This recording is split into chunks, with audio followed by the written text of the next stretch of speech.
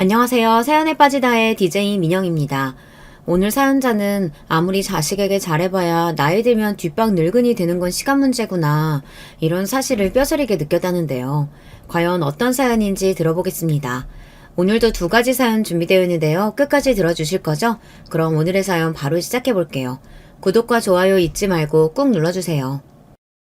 안녕하세요. 저는 40대 여자입니다. 저는 못 모르는 20대에 결혼해서 지금까지 매일 시댁 눈치만 보면서 살다가 제 생각이나 의견이라고는 내본 적 없이 있는 듯 없는 듯 조용하게 살았습니다. 그럴만도 한 게 남편 위로 형이랑 누나가 있는데 3남매 중 저희 신랑이 막내예요. 특히나 남편이 형이랑 10살 차이가 나고 누나랑은 8살 차이가 나다 보니 시댁 식구들이 남편을 어린애 취급합니다. 제가 제 입으로 이런 이야기하기 싫지만 시댁에서 막내 며느리인 저는 시댁에 있는 강아지보다도 서열이 낮아요. 제가 이런 이야기를 하면 남편은 아니라고 왜 그런 이야기를 하느냐고 하지만 제가 체감상 느끼는 시댁에서의 분위기는 그렇습니다. 남편과 마찬가지로 저도 친정에서 막내예요. 그런데도 시댁은 우리 집하고는 분위기 자체가 다릅니다. 저는 어릴 때부터 막내라서 오빠와 언니의 사랑을 듬뿍 받고 자랐어요. 부모님도 저라면 끔찍해 하셨고요. 그런데 시댁은 달랐습니다. 항상 남편을 어린애 취급하는 건 물론이었고 집안에 큰일이 있을 때마다 남편의 의견은 아예 들어주지 않았어요. 결혼 초기부터 그랬습니다. 결혼하고 얼마 되지 않아 남편 생일이라 제가 시댁 식구들을 모두 초대하려고 했어요. 시부모님이 지방에 계시다 보니 결혼하고 나서 한 번도 저희 신혼집에 와보지 못하셨으니까요. 아무래도 궁금하실 것 같았거든요. 그런데 남편이 하는 말이 신기하더라고요. 자기 마음은 아는데 원래 우리 집은 생일 안 챙겨. 형이랑 누나 바쁠 때는 부모님 생일도 안 챙겼는데 내 생일을 챙기겠어? 저는 남편이 하는 말이 이해가 되지 않았습니다. 그래서 그게 무슨 소리냐고 되물었어요. 형제라고 해봐야 셋인데 왜 생일을 안 챙기냐고요. 거기다가 아무리 바빠도 어떻게 부모님 생신을 안 챙길 수 있냐고 저도 모르게 따져 물었습니다. 어릴 때는 우리 집도 챙기긴 챙겼었는데 형이랑 누나가 결혼하고 나서는 다들 바쁘다고 1년에 명절 2번만 챙기자고 했어. 시댁도 처음부터 이랬던 건 아니랍니다. 예전에는 다들 서울에 살지 않았어도 자주 모이기도 했었다는데 아주버님이 결혼하고 시누이까지 결혼하고 나선 집안 분위기가 달라졌대요. 1년에 2번? 아무리 바빠도 가족끼리 어떻게 그러고 살아? 어머님이랑 아버님은 안 서운해하셔? 저는 아무리 이해해보려고 해도 이해가 되지 않았습니다. 외국에 나가 있는 것도 아니고 고작 서울하고 충청도인데 바쁘다는 핑계로 자식들이 부모를 1년에 딱 2번만 보러 간다는 게 이상했어요. 나도 형이랑 누나한테 좋게 말해봤지. 근데 워낙 형이랑 누나랑 나이 차이가 나다 보니까 씨알도 안 먹혀. 그래서 부모님 댁 가고 싶으면 그냥 나만 혼자 내려갔다 오기도 했어. 연애할 때야 당연히 몰랐지만 결혼하고 보니 아주버님과 시누이가 집안일에 소홀하시더라고요. 저도 이유는 자세하게 모르지만 아주버님이랑 시누이가 결혼 전 장사하겠다고 둘이 서울에 올라와 식당을 차렸었는데 그게 잘 안 됐는지 사이가 틀어졌다고 하더라고요. 그러다가 두 분 다 결혼하고 각자 배우자가 생기고 나서는 서로 돈 문제까지 엉켜서 사이가 더 안 좋아졌다고 했습니다. 몇 년을 아예 안 만나다시피 하시다가 몇 년 전부터 시아버지의 호통에 명절에만 잠깐 만난다고 했어요. 그랬구나. 아버님, 어머님 두 분 다 연세가 있으셔서 앞으로 병원 갈 일도 많고 챙겨드려야 할 것도 점점 많아질 텐데 그럼 우리가 잘 챙겨드리자. 에이, 괜찮아. 형이랑 누나도 나 몰라라 하는데 당신까지 고생시킬 수 없지. 내가 알아서 할게. 남편은 저에게 미안해서 본인이 알아서 하겠다고 했지만 저는 그렇게 생각하지 않았습니다. 며느리도 자식인데 제가 도울 수 있는 일은 도와야 한다고 생각했어요. 남들이 들으면 요즘 무슨 그런 며느리가 있냐고 하실 수도 있지만 저는 그게 옳다고 생각했어요. 친정에서도 제가 막내라 부모님 연세가 많으세요. 친정 부모님이 퇴직하시고 지방으로 귀농하셨었는데 몇 년 만에 다시 서울로 올라오셨어요. 젊어서도 안 하던 농사일을 하려니 여기저기 아프기 시작해서 병원 갈 일이 자주 생겼는데 지방에 있으니 큰 병원에 다니려면 서울에 자주 올라와야 하더라고요. 한 번은 그런 적도 있었습니다. 친정어머니께서 열감기가 나서 약을 먹고 잠들었는데 새벽에 열이 40도까지 올라서 경계까지 하신 거예요.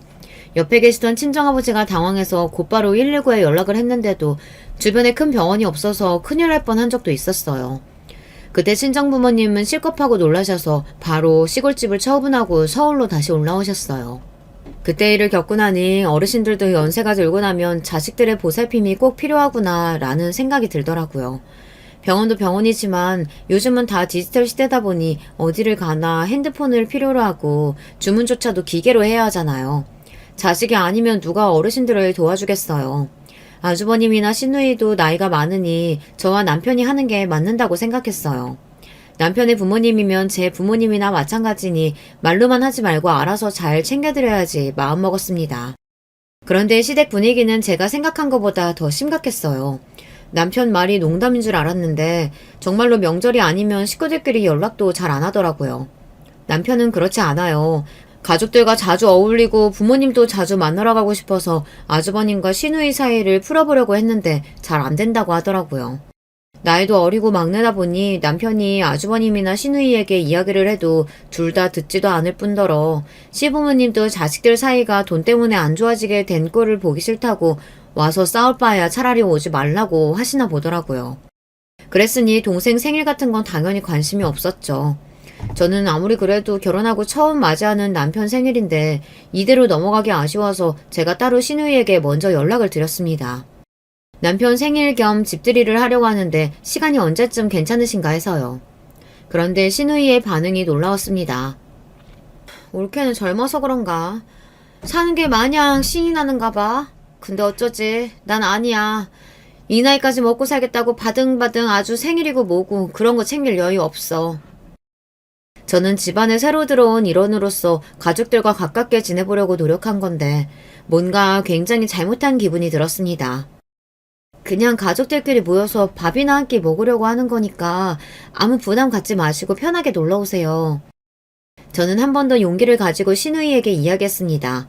그런데 시누이는 오히려 그런 제가 답답하다는 듯 한숨을 몰아쉬었어요. 올케는 눈치도 참 없네. 나랑 오빠랑 사이 안 좋다는 얘기 못 들었어? 우리 동생 생일이라고 기분 좋게 마주 앉아서 밥 먹을 사이 아니니까 다시는 이런 일 가지고 연락하지 마. 시누이는 쓸데없는 일로 연락하지 말라고 단호하게 말했습니다. 저로서는 나름 용기 내서 한 이야기인데 바로 면박을 받아버리니 자존감이 확 무너져 버렸어요. 저는 곧바로 아주버님에게 전화하려다가 괜히 긴장돼서 동서인 형님에게 슬쩍 먼저 연락을 했습니다. 그리고 형님에게 남편 생일이라 시부모님이랑 가족들을 다 모아서 집에서 식사 한번 대접하고 싶다고 했어요. 그러자 형님께서 한숨을 한번 몰아쉬더니 머뭇거리다가 말을 꺼내시더라고요. 동서 마음 모르는 거 아닌데 괜한 일 하지 마. 이제 동서도 우리 식구니까 내가 하는 말이야. 우리 시댁 보통 집안 아니야. 동서야 아직 어리니까 형제끼리 돈 가지고 왜 그렇게들 바등바등 싸우나 싶겠지만 이게 다 아버님이 그렇게 만드신 거야. 돈도 많으시면서 매일 꽁꽁 싸매고 한 푼도 안 내놓으시니 자식들이 살기가 힘들어서 그러는 거지. 형님 말에 저는 더 혼란스러웠습니다. 형님이나 시누이나 저보다 나이도 10살이나 더 많고 결혼 생활도 훨씬 더 오래 하셨으니 당연히 제가 모르는 일이 있는 거겠지만 아무리 그래도 부모가 자식에게 돈을 안 준다고 해서 부모든 형제든 다 외면하고 사는 게 맞는 건가 싶더라고요. 결국 저는 아무런 소득도 없이 전화를 끊어야 했습니다. 저로서는 이대로 넘어가기 아쉬워서 남편 생일 전 주말에 충청도에 계시는 시부모님께 서울에 놀러 오시라고 했어요.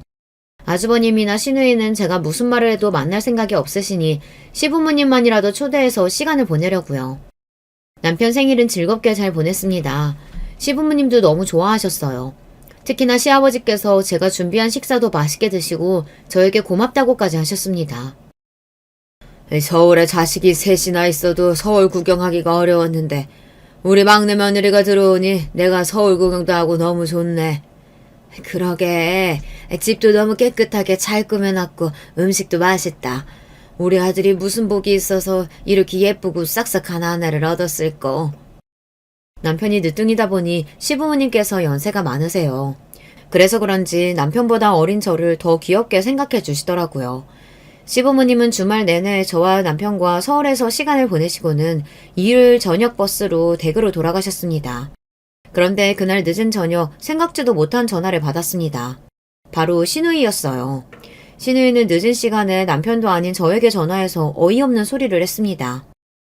결국은 주말에 어머니 아버지 모시고 밥 먹었다며? 올케 그렇게 안 봤는데 사람이 참 영악하네. 올케가 그런다고 뭐라도 떨어질 것 같아? 우리 아버지 독한 양반이야. 이쁜 짓 좀 한다고 콩고물 같은 거 절대 없어. 신우이는 다짜고짜 전화해서 마치 제가 무슨 의도가 있어서 시부모님을 모시고 남편 생일 파티를 하기라도 한 것처럼 이야기하더군요.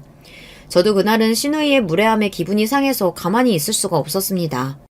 형님은 무슨 말씀을 그렇게 하세요? 결혼하고 처음으로 시부모님 좀 집에 초대한 거 가지고 의도는 무슨 의도예요. 저 그런 거 절대 바라고 한 일 아니니까 오해하지 마세요. 결혼 전부터 시누이든 아주머님이든 다들 나이 차이가 많이 나다 보니 저도 어려워서 조심하느라 말도 잘 못하고 매일 우물쭈물했더니만 저를 바보로 알았나 봐요. 자기 마음대로 판단하고 한순간에 사람을 이상하게 만들더라고요. 올케, 자기 되게 웃긴다. 막내는 아버지랑 사이가 좋고 나랑 오빠는 부모님하고 대면대면 사니까 올케가 우리한테 함부로 해도 되는 것 같아? 형님, 제가 언제 그런 식으로 생각했다고 그러세요. 저는 누구보다 시댁 식구들하고 가깝게 지내고 싶어요. 동서가 뭔가 착각하는 것 같아서 내가 말하는 건데 나랑 오빠도 원래부터 아버지랑 이렇게 지냈던 거 아니야. 몇 년 전까지만 해도 우리 아들 우리 딸 하던 양반이라고. 그 놓친 애가. 암튼 나랑 오빠가 지금은 집안에서 찬밥 같아도 올케 하나 상대하는 건 일도 아니니까 괜한 머리 굴리지 말고 조심해. 내가 올케 똑똑히 지켜볼 거니까. 신우이는 자기 할 말만 툭 하고 전화를 끊어버렸습니다. 저는 왠지 모르게 뒤통수라도 한 대 얻어맞은 것처럼 기분이 찝찝하고 안 좋았어요. 그날 있었던 일을 남편에게 이야기했더니 남편도 어이없어 했습니다. 미안해 여보. 우리 누나가 형이랑 가게 접고 사이가 안 좋아지면서 아버지한테 미운 털이 단단히 박혀서 속상해서 그러는 거야. 이해 좀 해줘. 남편은 형이나 누나나 우리랑 세대도 다르고 생각하는 것도 달라서 그러는 거니 저에게 이해 좀 해달라고 했습니다. 저도 몰랐는데 알고 보니 남편이 시누이와는 연락도 자주 하고 가끔 따로 보기도 하는 것 같더라고요. 누나가 예민한 성격이라 자기가 힘든 건 아는데 형은 몰라도 내가 누나는 미워할 수가 없어. 나 어릴 때 부모님이 바쁘셔서 누나가 나 기저귀 갈고 밥 먹이고 다 했거든. 안 자고 울면 잠들 때까지 업어주고. 남편은 시누이와 어릴 때부터 정이 각별했대요. 시누이가 저에게 자꾸만 싫은 소리를 하는 게 시누이가 남편을 아끼고 걱정해서랍니다. 하지만 제 생각은 달랐습니다. 남편을 너무 쉽게 생각하는 것 같았어요. 본인이야 형제니 사이가 좋든 나쁘든 어려울 게 없어도 며느리인 제 입장에서는 불편할 일이 하나둘이 아니었어요. 저 나름대로는 시댁 식구들하고 잘 보내보려고 노력한다고 했는데도 그 뒤로도 시누이와는 썩 관계가 나아지지 않더라고요. 시누이와는 자주 만날 일이 많지 않다 보니 사이가 썩 좋지 않아도 문제가 없을 줄 알았는데 제가 생각한 것보다 시누이가 더 이상하더라고요.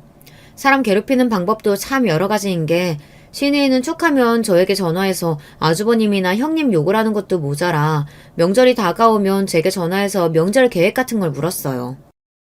내가 생각해봤는데 이번 설에는 올케가 갈비랑 전 좀 해오는 게 어때? 엄마 연세도 많으신데 제사 지낸다고 몇 날 며칠 전부터 시장 보고 음식 준비하시잖아. 큰며느리라고 있어봐야 시댁 제사고 보고 신경도 안 쓰는데 막내 며느리인 올케라도 며느리 노릇해야지. 시누이는 웬만한 시어머니보다 더 했어요. 시어머니도 저에게 안 하시던 시집살이를 시켰습니다. 저 이번에는 친정에 먼저 들렸다가 내려가기로 해서 명절 당일에나 내려갈 것 같아요. 어머님 힘드시다고 하시면 제가 갈비랑 저는 따로 주문해서 가지고 갈게요. 제가 누구한테 싫은 소리 같은 건 못하는 사람이지만 그래도 제 할 말은 합니다. 슈니가 정말로 시어머니를 걱정해서 같이 일찍 가서 음식 준비하자고 했으면 저도 아마 그렇게 했을 거예요. 그런데 명색이 딸인 시누이 본인은 아무것도 안 하면서 저에게 큰며느리인 형님 욕까지 흘리고 만만한 저에게 다 덤탱이 씌우려고 하는 속이 뻔히 보이는 짓을 하니 맞장구도 쳐주고 싶지 않더라고요. 올케, 우리 집 제사 지내는 거 몰라? 조상님들 드시는 제사상에 누가 불순하게 사온 음식을 올리니? 시누이는 갑자기 버럭 소리를 질렀습니다. 저희 친정도 제사 지내는데요. 몇 년 전부터 어머니가 너무 힘드시다고 따로 다 주문해서 하세요. 근데 집에서 기름 냄새 풍기면서 힘들게 하는 것보다 훨씬 더 저렴하고 맛있더라고요. 제가 어머님께 따로 전화드려서 상의할 테니 형님은 걱정하지 마세요. 시누이에게 더는 잔소리 듣고 싶지 않아 말을 잘랐습니다. 시어머니와 제가 따로 통화해서 알아서 하겠다고 했어요. 그러자 제 말에 심통이 난 시누이가 목소리를 쫙 깔더군요. 이제는 하다하다 10살 넘게 어린 올케까지 날 무시하네. 두고 봐. 내가 가만히 있을 줄 알아? 형님, 저 절대 형님 기분 상하게 하려고 이러는 거 아니에요. 형님이 자꾸 말도 안 되는 거 가지고 꼬투리를 잡으시니까. 신우이는 겪으면 겪을수록 자격지심이 심한 사람이었습니다. 제가 잘못한 것도 없는데 신우이는 제가 무슨 말만 하면 무시한다, 두고 봐라, 지켜보겠다 경고했어요. 우리 착한 막내가 결혼하더니 누나한테 연락도 안 하고 신경도 안 쓴다 했더니만 이제 보니까 올케가 다 뒤에서 조정하고 있었던 거구나. 사람이 미쳐서 팔딱팔딱 뛰겠다는 게 바로 이런 기분을 두고 하는 말이더군요. 결혼하고 신우이 얼굴을 직접 보고 대화한 건 손에 꼽힐 정도였는데 툭하면 전화해서 본인 스트레스를 괜히 저한테 풀어대니 정말 못 살겠다는 소리가 나오더군요. 이래서 내가 결혼하겠다고 처음 집에 데려왔을 때부터 마음에 안 든다고 한 거야. 자고로 여자가 조신하게 입이 무거워야 하는데 어른들이 말하면 한마디도 안 주고 꼬박꼬박 말대꾸라니. 아휴, 우리 엄마는 어쩜 이렇게 며느리 복이 하나도 없을까. 신이는 드디어 정신이 어떻게 된 건지 급기야 할 말 못할 말 구분을 못하고 막말을 해댔습니다. 결혼하겠다고 제가 시댁에 인사 왔을 때부터 제가 마음에 안 들었대요. 형님 그만 좀 하세요. 자꾸 시도 때도 없이 전화하셔서 저한테 이러시면 저도 더는 가만히 안 있어요. 어머님 아버님께 다 말씀드릴 거예요. 어머, 내가 뭘 어쨌다고 이래? 올케 사람 이상하게 만든다. 올케 진짜 못 쓰겠구나. 신우이와 이야기하다 보면 금방이라도 제가 미쳐버릴 것 같았습니다. 심지어 신우이와 통화한 날은 남편까지 미워질 정도로 짜증이 났어요. 제가 무슨 부귀영화를 누리겠다고 이런 남자를 만나서 이런 취급을 당하고 있나 후회까지 되더라고요. 남편과 저는 친구 소개로 만나 1년 정도 연애를 하고 결혼했습니다. 남편을 소개한 친구에게 듣기로는 남편이 시골에서 꽤 땅부자인 집안의 늦둥이 막내 아들이라고 했어요. 사람이 있는 집에서 곱게 자란 부잣집 도련님 같기도 하다고요. 저도 속물인 게 그 말에 홀떡 넘어가 소개팅을 하기도 전부터 남편이 마음에 들었습니다. 그런데 주선자가 했던 말이 다 맞았어요. 남편은 땅 부잣집 막내 아들의 성격도 온순하고 착했어요. 연애하는 1년 동안 남편이 사소한데 화내는 모습을 한 번도 본 적이 없습니다. 저도 형제가 많은 집의 막내로 자라서 워낙 성격이 밝고 싫은 소리를 못해요. 그러다 보니 저와 남편은 성격이 잘 맞아서 결혼하고도 부부싸움을 해본 적이 없었어요. 그런데 그런 남편이 시댁에만 가면 신우이와 아주버님 때문에 화가 나서 참기 힘들어 하더라고요. 그런데 저도 이해가 되는 게 신우이와 아주버님이 심하긴 해요. 1년에 딱 2번 명절에만 만나는데도 시부모님이 있는 앞에서 언성을 높이고 싸웁니다. 싸우는 이유는 항상 돈 때문이에요. 저는 아주버님과 신우이가 동업을 한 줄 알았는데 동업을 한 건 아니고 아주버님이 하는 식당에서 신우이가 일했나 보더라고요. 그런데 신우이가 월급 말고도 자꾸만 돈을 가불해서는 일도 제대로 안 하고 사람들 앞에서 사장 신용까지 하니 아주버님이랑 사이가 안 좋아졌나 보더라고요. 너 그때 가불해서 간 700은 도대체 언제 갚을 거냐? 내가 너 때문에 애들 엄마 볼 낯이 없다 없어. 그때가 언젠데 아직도 돈 이야기를 하고 있어. 내가 돈 있었으면 벌써 갚았지. 없는 걸 어떡해. 아이고 그만 좀 못해? 이것들이 엄마 앞에 두고 뭐하는 짓들이야. 엄마 2년 말하는 것 좀 봐요. 자기가 꼭 갚겠다고 사정사정해서 빌려준 건데 지금 와서 없다고 배째라잖아요. 내가 언제 배째라 그랬어. 오빠가 돼가지고 그 정도도 못 주냐? 그만 안 해. 내가 너희 년놈들 때문에 속이 썩는다 썩어. 동생 보기 부끄럽지도 않아? 혜연아 이따 아버지 앞에서도 그렇게 싸워라. 그랬다가는 너희 둘 다 쫓겨날 줄 알아. 아버지가 돈 좀 달라고 했을 때 척척 줬어봐. 형제들이 그깟 700만원 때문에 이 난리를 피우겠어? 뭐? 이게 뚫린 입이라고 함부로 말하는 것 좀 봐. 너희 아버지가 돈을 안 줬어? 너희들이 주는 족족 다 날리고 쓸데없는 데다가 쓰니까 다시는 안 주겠다고 한 거 아니야? 제가 시집 오기 전의 일이라 저는 몰랐었는데 알고 보니 시아버지가 처음부터 자식들에게 재산을 안 주려고 숨겨두신 건 아니더라고요. 아주버님이랑 신우이가 결혼할 때 서울에 아파트도 한 채씩 해주고 처음 식당을 열 때 투자도 해주셨는데 둘 다 그걸 다 날렸대요. 아주버님은 식당만 3번 해서 다 망해먹었고 신우이는 전 남편이 사기를 당해서 아파트를 날리고 빚까지 져서 이혼하고도 그 빚을 갚느라 꽤 고생했나 보더라고요. 도와줘도 매번 같은 꼴을 보니 시아버지도 질려서 더는 자식들에게 돈을 주지 않으신 거죠. 저 같아도 그랬을 것 같아요. 저는 몇 번 보지도 않았었는데 아주버님이랑 시누이가 싸우는 꼴을 보면 지겨워서라도 돈이고 뭐고 아무것도 주고 싶지 않을 것 같아요. 그러던 어느 날이었습니다. 생각지도 못한 순간에 시어머니께서 돌아가셨습니다. 시어머니의 죽음이 너무도 허망했던 게 며칠 동안 자꾸 소화가 안 된다고 하셔서 제가 병원에 모시고 갔었는데요. 병원에서 췌장암 말기라고 하더라고요. 원한다면 항암 치료를 해보는데 연세가 많으셔서 버티실 수 있을지 걱정이라고 했죠. 저와 남편은 아무리 상황이 좋지 않아도 병원에서 할 수 있는 치료를 최대한 해달라고 했습니다. 우리 엄마 연세는 많아도 지금까지 크게 아픈 적 없이 건강하셨어요. 항암이든 뭐든 조금이라도 더 사실 수 있는 거면 다 해주세요. 남편은 하루든 한 달이든 어머니가 더 살 수 있다면 뭐든 해달라고 했습니다. 그런데 그런 와중에도 형님과 아주버님은 병원비를 이야기하며 암을 낫게 할 수 있는 것도 아닌데 괜한 고생을 왜 하냐고 했어요. 막내, 너는 의사 앞에서 뭐하러 그런 쓸데없는 소리를 해? 병원에 호구 잡힐 일 있어? 지금까지 건강하게 사시던 양반이 갑자기 암이라는데 그럼 치료도 안 해보고 돌아가시게 놔둬? 자식이라면 뭐라도 해봐야지. 항암을 하든 수술을 하든 뭐가 됐든 엄마가 나을 수 있으면 뭐든 하지. 근데 항암에도 오래 넘기기는 힘들다는데 굳이 뭐하러 늙은이 고생하게 해. 그래, 엄마 보험 줬는데 괜한 병원비 뭐하러 날려? 그럴 돈으로 좋은 거 사드리고 좋은 데 놀러 다니는 게 낫지.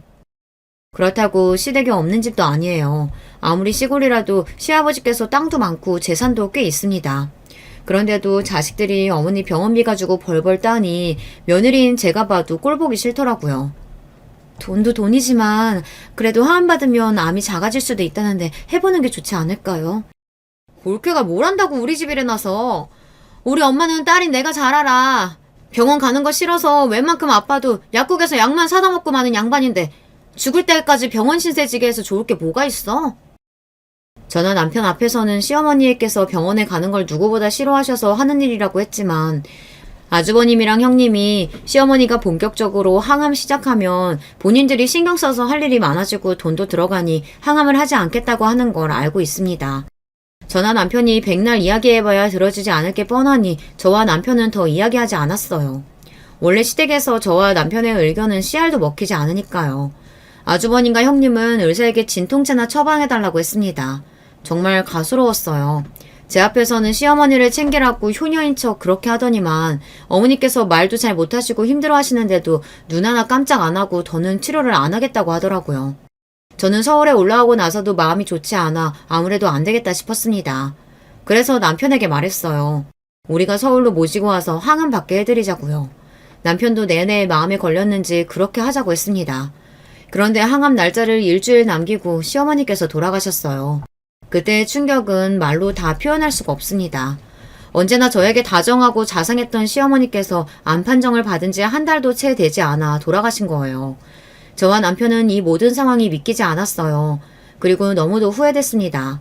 병원에서 항암 이야기가 나왔을 때 어떻게든 서울로 모시고 올라와 바로 항암이라도 받게 해드렸어야 했는데 그 중요한 시기를 놓쳐서 이렇게 빨리 가버리신 것 같았어요. 시어머니의 갑작스러운 죽음에 자식들도 많이 놀라고 비통해했지만 가장 충격을 받으신 건 시아버지였어요. 시아버지께서 자식들에겐 엄하셔도 시어머니와 관계가 돈독하셨거든요. 밭에서 일하든 산책을 하든 항상 두 분이 함께 셨고 주말 저녁이면 두 분이 항상 맛있는 음식을 만들어서 막걸리를 드시다 잠들고는 하신다는 이야기를 많이 들었거든요. 시어머니 장례식이 끝나고 시아버지는 한동안 집 밖으로 나오지를 않으셨어요.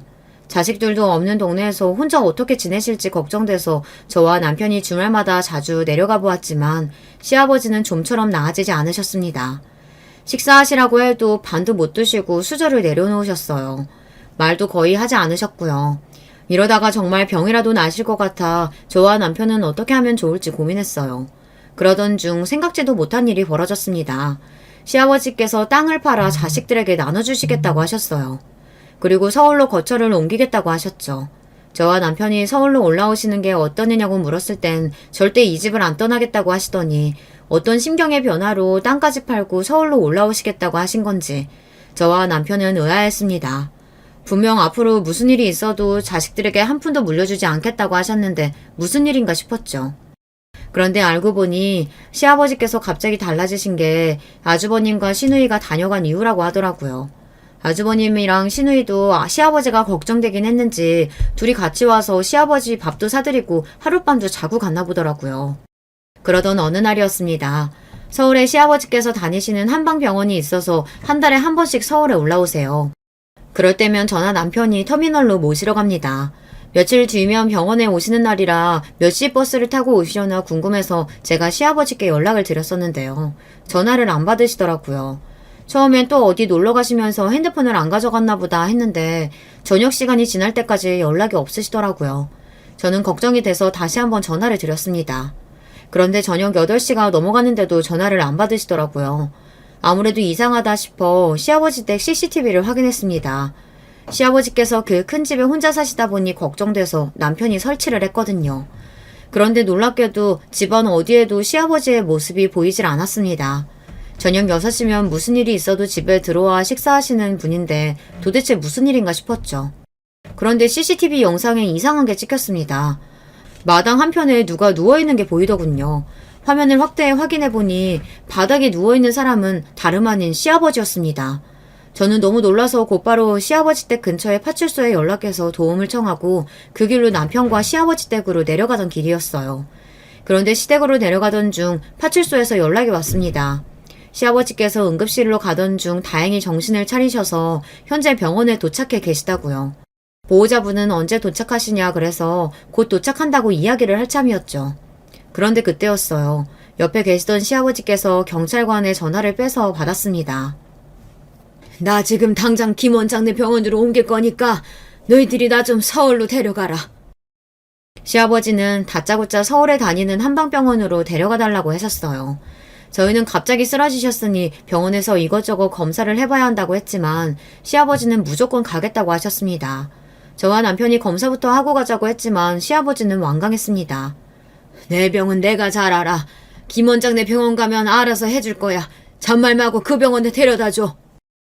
시아버지의 고집을 누가 이기겠어요. 저와 남편은 시아버지 말씀대로 시아버지를 모시고 서울의 한병병원으로 향했습니다.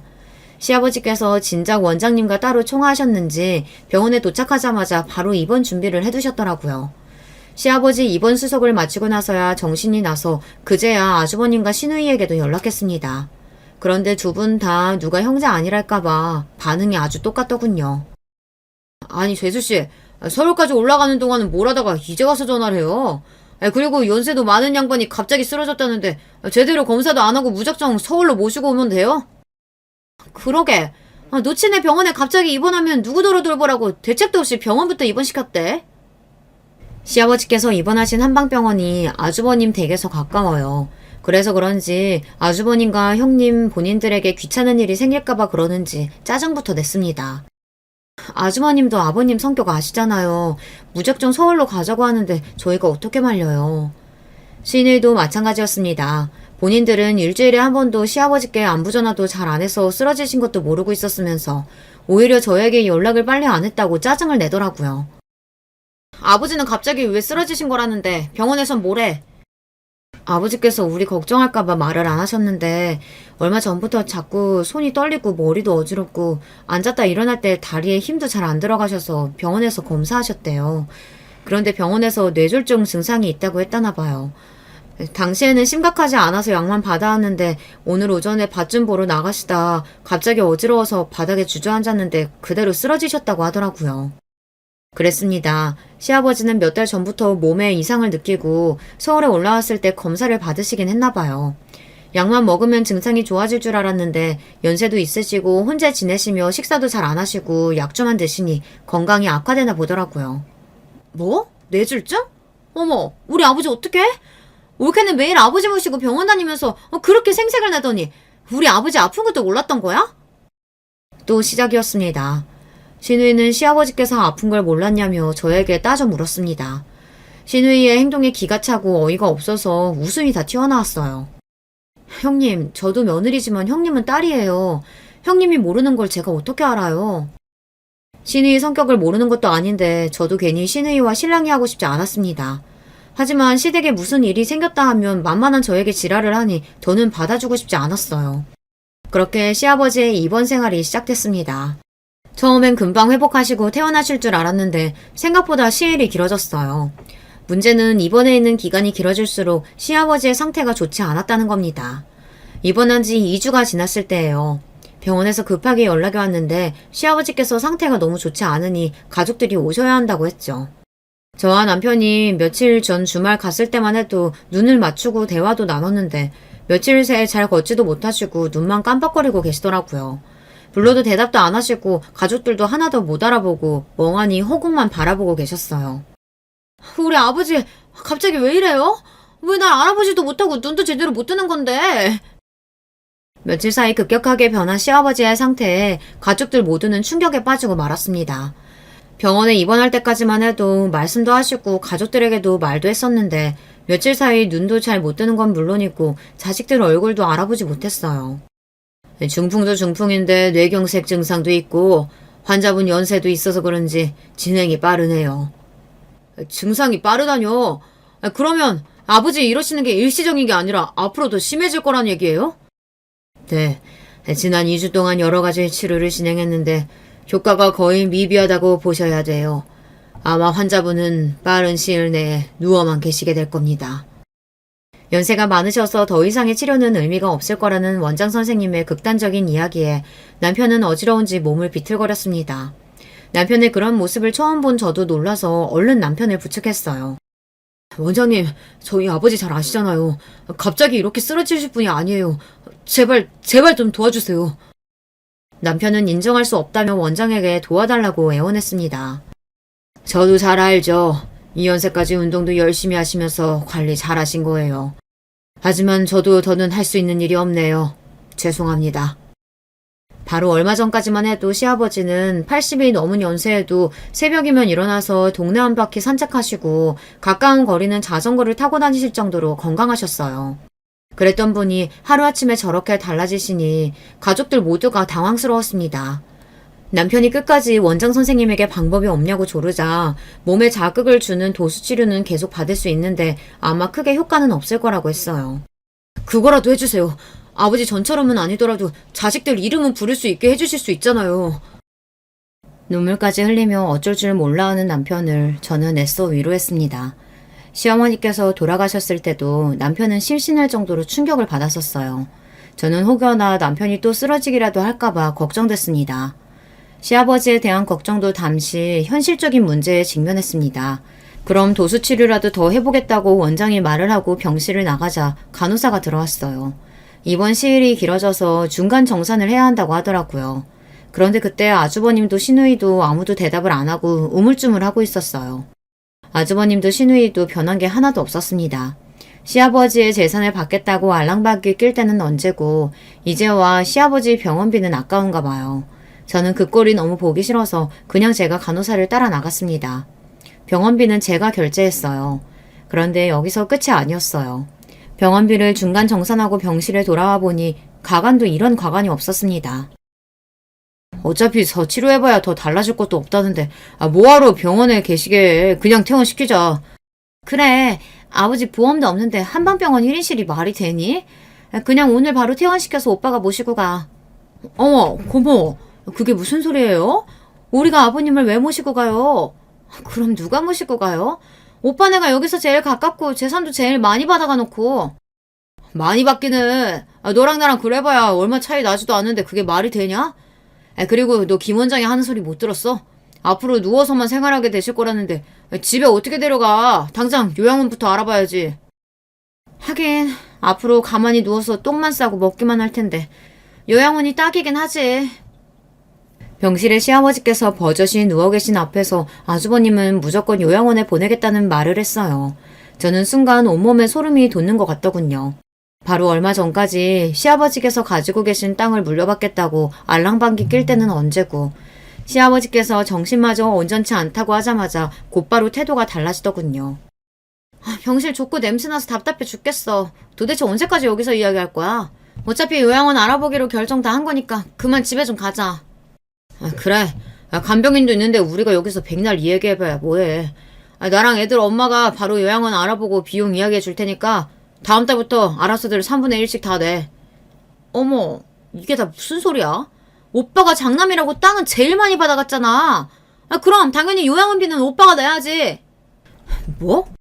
너 드디어 정신이 나갔냐? 땅은 나만 받았어? 재산은 딸도 공평하게 받아야 한다고 야금야금 뺏어간 게 누군데? 웬일로 마음이 맞나 싶었더니만 아주버님과 시누이는 금세 원래대로 돌아왔습니다. 병실은 금세 아수라장이 됐어요. 요양원 이야기가 나오자마자 곧바로 또 돈 이야기가 나오고 아주버님과 시누이는 싸우기 시작했어요. 형 누나 그만 좀 해. 아버지 다 듣고 계시는데 이러고 싶어요? 평소 형과 누나에게 싫은 소리 한마디 못하던 남편도 화가 났는지 웬일로 나서서 언성을 높였어요. 하지만 세상에서 제일 만만한 남편의 말이 자기들밖에 모르는 형제들에게 들릴 리 없었죠. 이 자식이 어디서 누나랑 형 이야기하는데 끼어들여. 그렇게 아버지 걱정되면 네가 요양원비 다 내던지 아버지를 모시던지 하면 되잖아. 아주버님과 시누이가 하는 행동에 질릴 대로 질린 저는 두 사람 다 사람 같아 보이지 않았어요. 사람이 너무 화가 나니 생각할 틈도 없이 말부터 버럭 튀어나오더군요. 그만 좀 하세요. 멀쩡한 자식이 셋이나 있는데 요양원은 무슨 요양원이에요? 알겠어요. 제가 모실게요. 저 이대로 아버님 보낼 수 없어요. 저도 왜 그랬는지 모르겠습니다. 바짝 마른 몸으로 눈도 못 뜨고 병실에 누워 계신 시아버지의 모습을 보는데 도저히 발이 떨어지지 않더라고요. 제가 결혼하고 지금까지 돌아가신 시어머니나 시아버지에게 특별히 잘한 것도 없는데 시아버지는 저에게까지 땅을 물려주시겠다고 하셨어요. 물론 재산 좀 받았다고 모시겠다는 건 절대 아니에요. 며느리까지 자식들하고 똑같이 대우해 주시겠다는 시아버지의 마음이 감사하기도 하고 지금까지 시아버지께서 저를 챙겨주셨던 걸 생각하면 앞으로 남은 생 제가 챙겨드려도 되겠다는 생각이 들더라고요. 그런데 그 순간 믿기지 않는 일이 벌어졌습니다. 멍한 얼굴로 병실에 누워만 계시던 시아버지께서 갑자기 침대에서 벌떡 일어나셨어요. 그 모습에 너무 놀라서 순간 시아버지가 좀비로 변하기라도 한 건가 싶었습니다. 그 정도로 놀라서 눈알이 튀어나오는 줄 알았어요. 그런데 더 놀라운 건 시아버지께서 조금 전과는 달리 너무도 멀쩡하게 말을 했다는 겁니다. 내가 이럴 줄 알았다. 니놈들이 변했을 리가 없지. 망할 놈들. 땅 준다고 했을 때는 온갖 가먼이설로 사람을 다 휘감아 놓더니만 배은망덕한 놈들. 감히 나한테 거짓말까지 해? 아버지, 분명 준풍이라고 했는데 어떻게 이렇게 멀쩡하세요? 지금 이 상황에 내가 멀쩡한 게 문제냐? 이 자식아! 막내가 내 땅 노리고 잘하는 거라고 애미가 뒤에서 다 조정하는 거라고 하더니만 그래, 내가 애초에 믿지도 않았어. 시아버지의 행동에 저와 남편은 둘 다 눈이 휘둥그레져서 말문이 턱 막혔습니다. 시아버지는 멀쩡해도 너무 멀쩡했어요. 어찌됐든 다 떠나서 너무 다행이다 싶었습니다. 그때였습니다. 너무도 멀쩡하게 저에게 다가온 시아버지께서 저와 남편의 손을 지그시 잡았어요. 저 년놈들이 헛소리해서 하마터면 내가 깜빡 속을 뻔했지 뭐냐. 고맙다 우리 아들 우리 며느리. 이제 나한텐 너희뿐이다. 저는 도대체 이게 다 무슨 일인가 싶었어요. 그런데 알고 보니 시아버지께서 다 꾸민 일이라네요. 알고 보니 시아버지께서 갑자기 서울에 올라오겠다고 하신 게 아주버님과 시누이의 작품이었더군요. 시어머니께서 돌아가시고 나서 장례식장에서부터 아주버님이랑 시어머니가 둘이 짝짝꿍을 하더니만 어느새 다시 가까워져서는 같이 식당을 다시 하려나 했나 봐요. 그것도 이번엔 아주 작정하고 크게 말이죠. 아주버님이나 시누이나 둘은 자금이 없으니 이 김에 시아버지에게 땅을 팔게 할 작정으로 남편과 저를 이용한 겁니다. 아버지, 저도 막내에 대해서 이렇게 말하고 싶지는 않은데 애가 장가가더니만 아주 이상해졌어요. 제가 괜히 분란 만드는 것 같아서 차마 말씀 못 드렸는데 어머니 돌아가시기 전에 병원에서 항암하면 어머니 좀 더 사실 수 있다고 했는데도 그걸 글쎄 우리한테 또 일절 이야기 안 하고 더 방법 없다고 그냥 약만 드시게 한 거더라니까요. 뭐? 그게 진짜야? 아버지, 우리가 이런 거 가지고 거짓말을 뭐하러 하겠어요. 우리도 어머니 돌아가시고 나서야 알아서 얼마나 속상했는데. 말도 안 돼. 우리 순진한 막내놈이 그럴 리가 없어. 우리 막내가 어디 그러래야. 아버지가 예뻐하는 그 막내 며느리가 우리 착한 막내 뒤에서 다 조종하는 거지. 그 여우 같은 것들이 아버지한테도 괜한 짓 하기 전에 이제 현실을 보시고 자식들 말 좀 들으세요.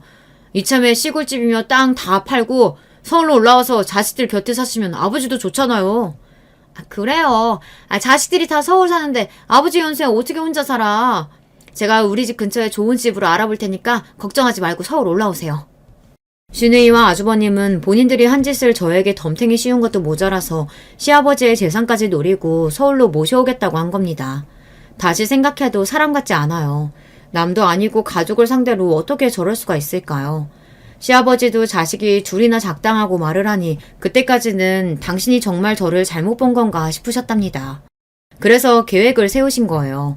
어차피 죽으면 다 자식들에게 남기고 갈 재산, 조금이나마 아버지인 당신을 생각하고 멀쩡한 자식에게 남겨주겠다 마음먹은 거죠.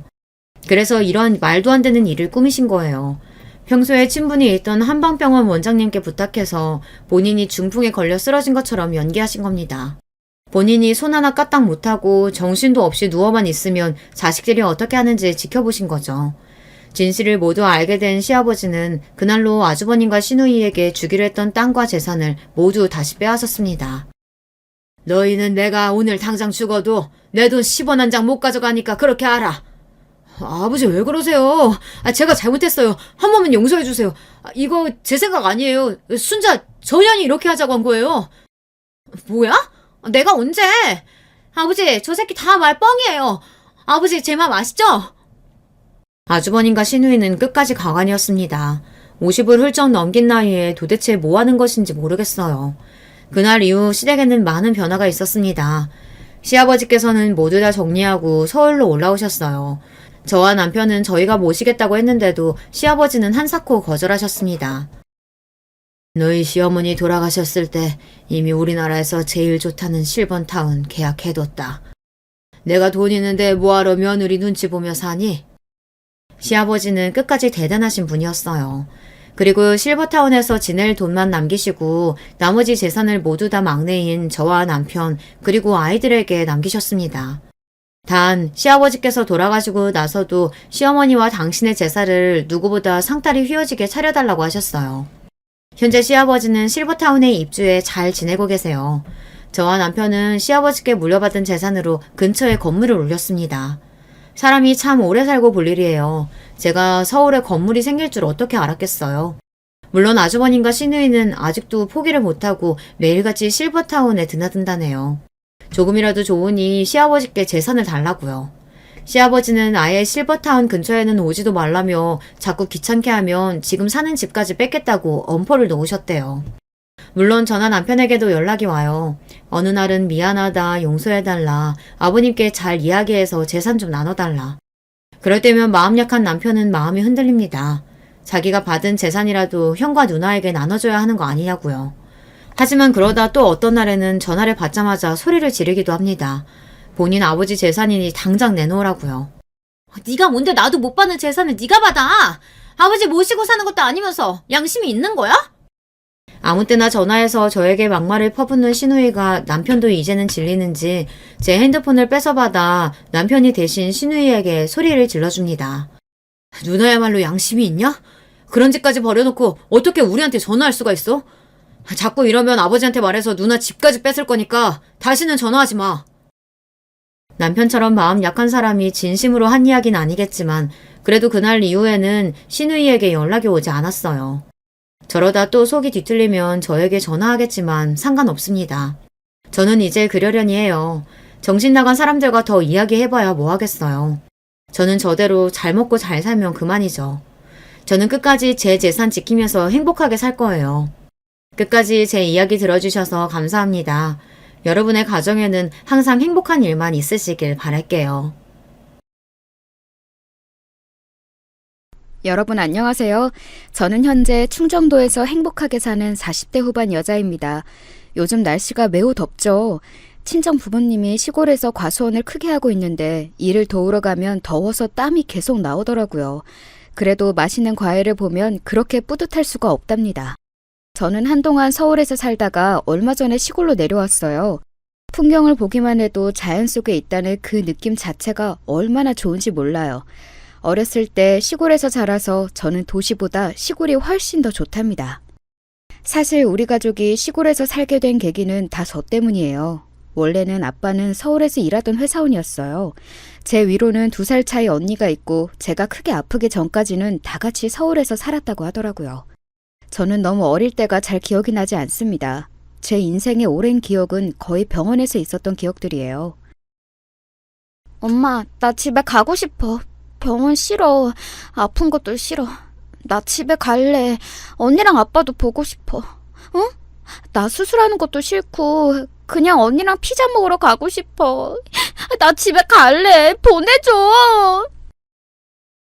수영아, 엄마도 우리 수영이 데리고 집으로 가고 싶어. 그런데 수영이 내일 수술하잖아. 그거 끝나고 회복하면 엄마랑 같이 집에 가서 언니랑 아빠 보는 거야. 알겠지? 어렸을 때 저는 심장 쪽에 질환이 크게 있었다고 합니다. 태어날 때는 멀쩡했는데 6살 때쯤 갑자기 크게 아프기 시작했대요. 아직 학교도 들어가기 전이었던 어린 시절인데 수술도 여러 번 했다고 하더라고요. 아주 다행히 수술은 성공적으로 마무리되었는데 그 뒤로도 저는 조금만 무리하면 쓰러지거나 몸이 아플 때가 많았어요. 그래서 부모님은 항상 제 걱정을 하셨습니다.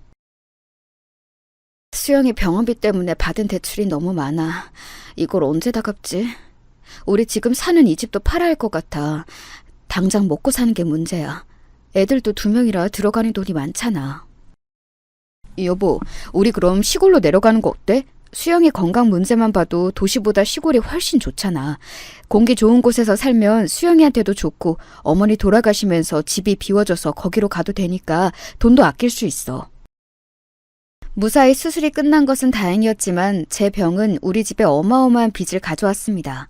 워낙 큰 수술이라 수술비도 비쌌고 입원도 오래 했기 때문에 아빠가 혼자 벌어오는 돈으로는 서울에서 사는 것이 힘들었다고 해요. 마침 그때가 시골에 살던 할머니가 돌아가셔서 집이 비워진 상태였습니다. 제 건강을 위해서라도 그리고 현실적인 경제적 문제를 봐서라도 우리 가족은 시골로 가는 게 옳은 선택이었죠. 그렇게 시골로 내려간 저희는 행복하고 소박하게 살았습니다.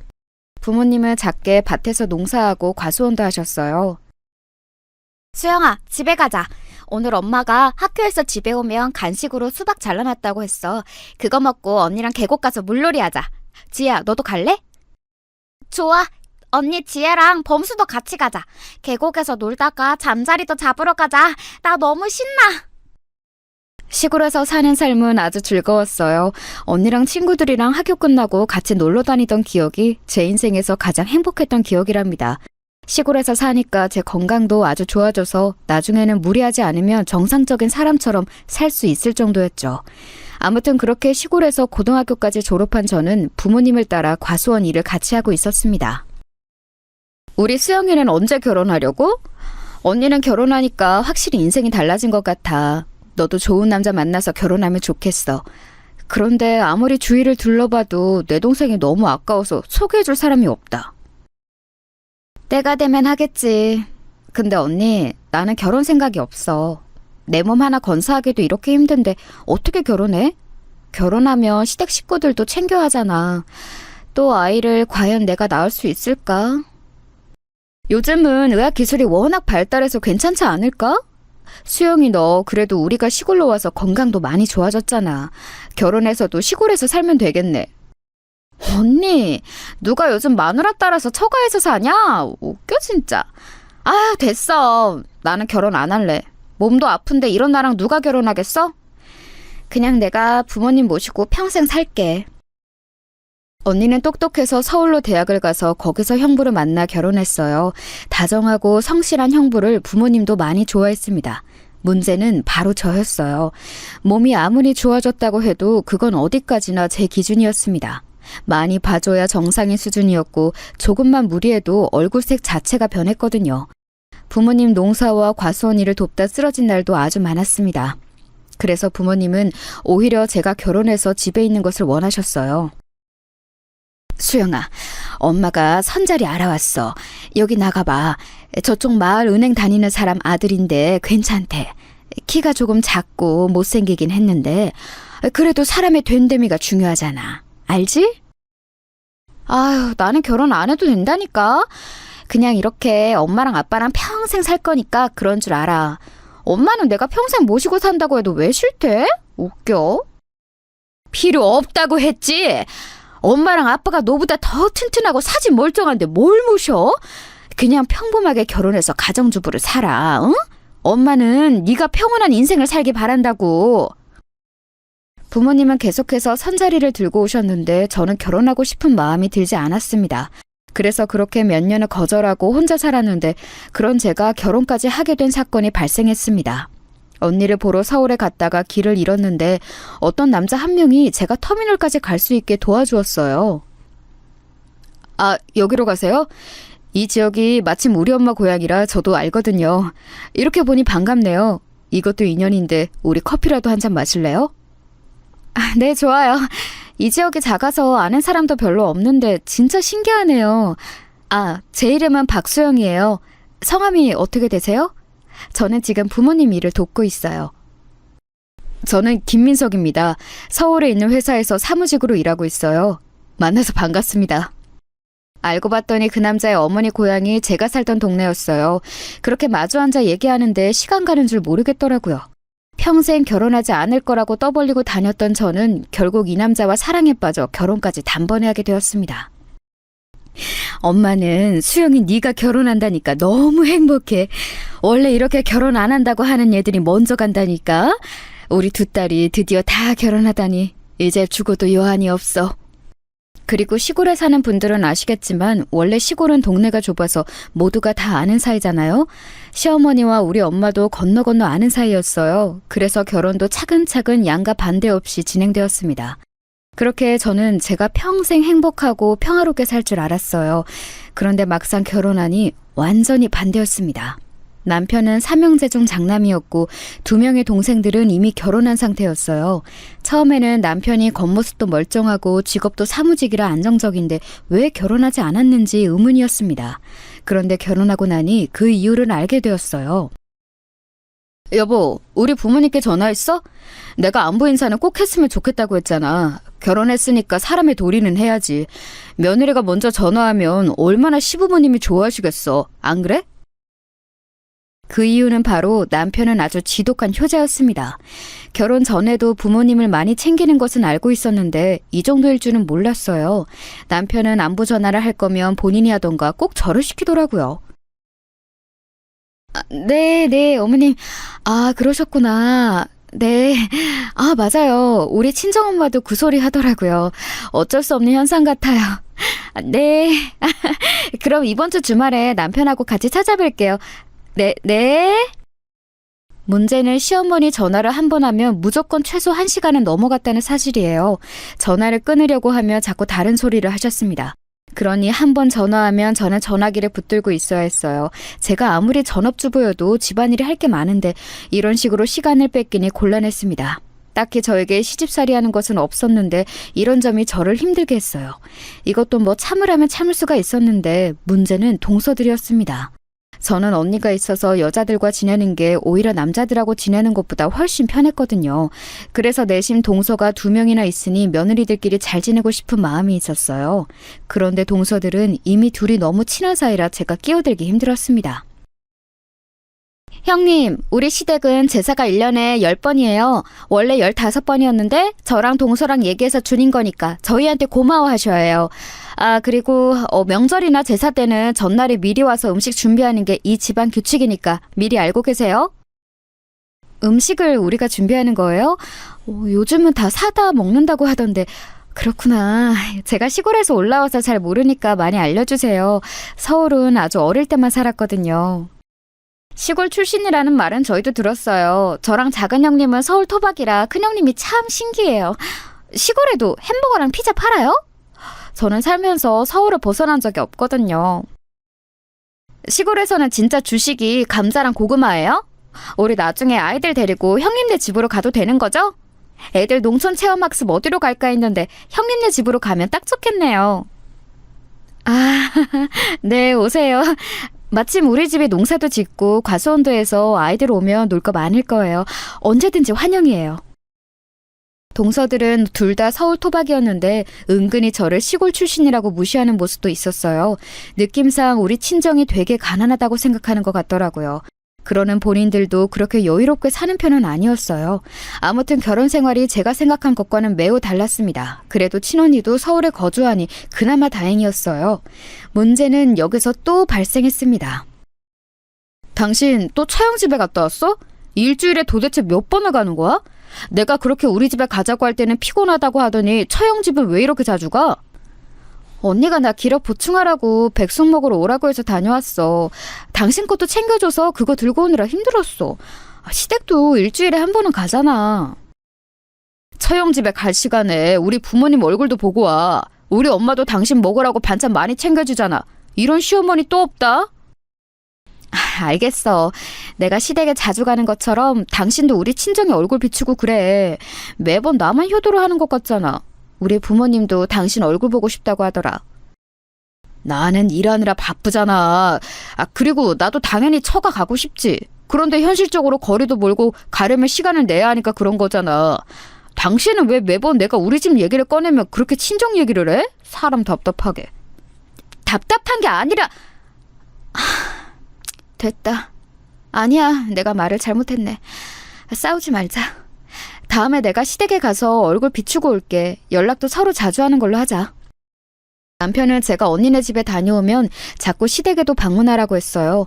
결혼한 며느리인 사연자분들은 제 마음을 이해하실 거예요. 제가 친언니 집에 가는 거랑 시댁에 혼자 가는 거랑 이게 어떻게 같을 수가 있나요?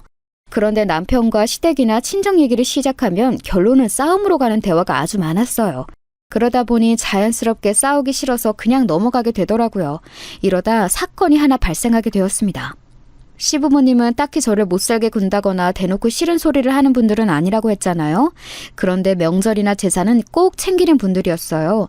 그래서 그런 행사가 있으면 미리 가서 음식을 해야 했습니다. 문제는 제가 몸이 건강한 편이 아니라 종일 음식을 하면 너무 힘들었어요. 여보, 나 진통제를 먹어야 할 것 같아.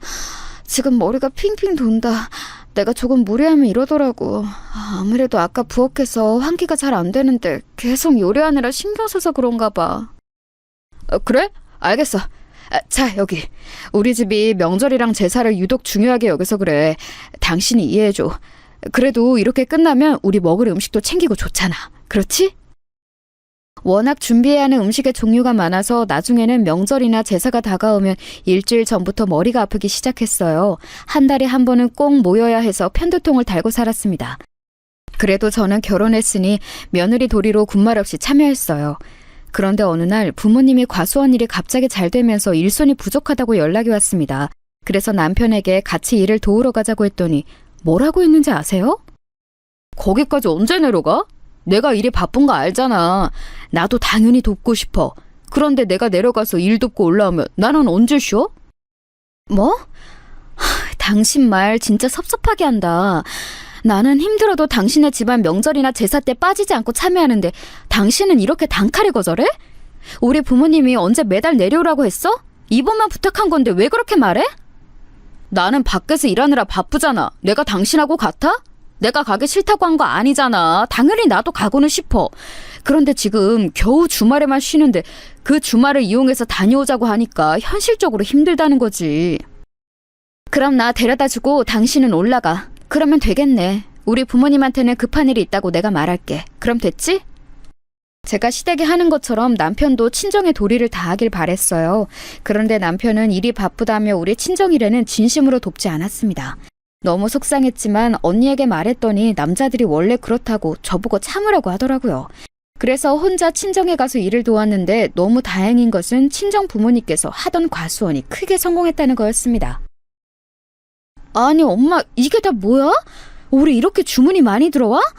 세상에, 나 살면서 우리 과수원이 이렇게 장사 잘 되는 거 이번이 처음인 것 같은데? 맞지? 맞아. 우리가 이번에 복숭아가 대박인 거 있지? 너희 아빠랑 나랑 고심해서 복숭아를 키웠더니 이게 그렇게 맛있어. 너도 올라갈 때 몇 박스 가져가. 가서 시댁이랑 주변에 드려. 실제로 과수원이 장사가 잘 되기 시작하면서 일하는 사람도 많이 늘어났어요. 얼마나 다행인지 몰랐습니다.